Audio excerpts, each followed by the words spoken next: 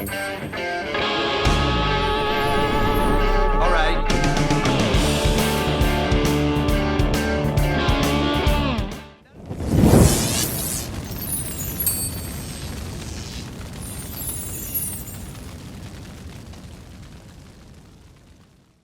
The first gig was actually 4 days at JC Dobbs, starting on July 1st, ending on the 4th of July. And that was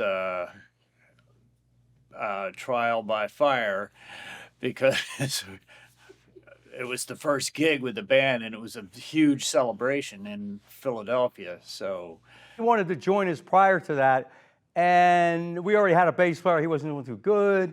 And then later that guy dropped out. Then he went and joined another band. And then finally, we went through hundreds of bass players.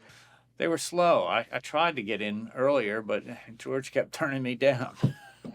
We need a bass player, man. We first made the first album without a bass player.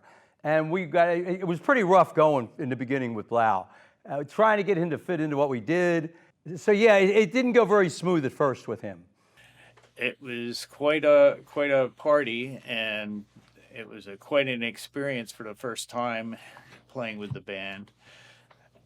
And spending 4 days in Philadelphia sleeping on the floor in the bar after the show.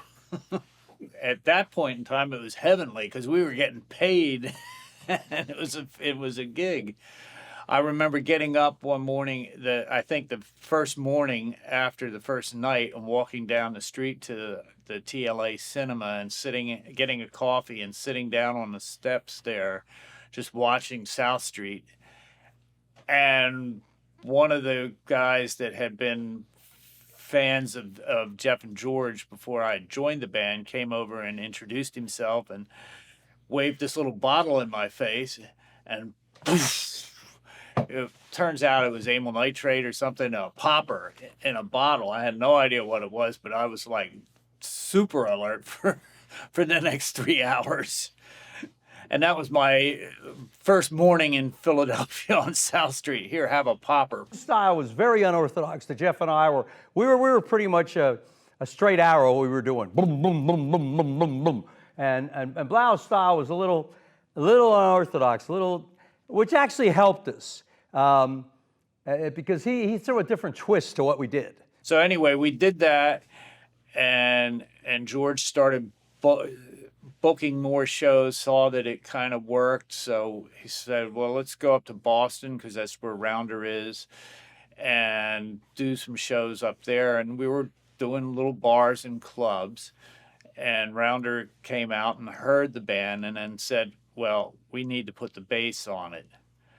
It took a while, so we just kept working and working and working until the Blau got a hold of what Jeff and I were doing. Went back to Delaware, did some more gigs. They booked the time in the studio. But the way the songs were recorded was the way the band had been playing them with Ron on rhythm guitar and no bass.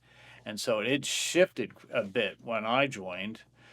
And so it was kind of threading a needle to get to the way it sounded that I was accustomed to match up with what they had recorded like 6 months earlier. It was like a rocket ship to me because I had been doing odd jobs around Delaware and playing in a local band, but not doing regular gigs or being on the road. So it was blast off.